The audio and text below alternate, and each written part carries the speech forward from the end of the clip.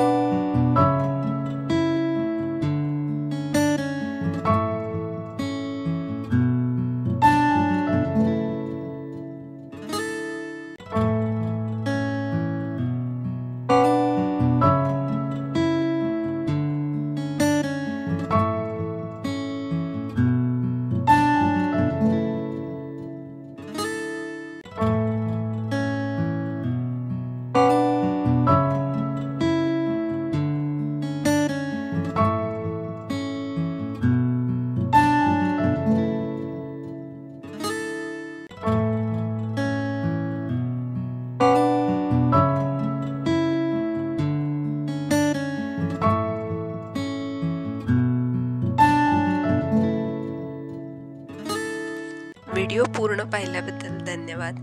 जर रांगोळी आवडली असेल तर व्हिडिओला लाईक करा, शेअर करा आणि चॅनलला सबस्क्राईब देखील करा।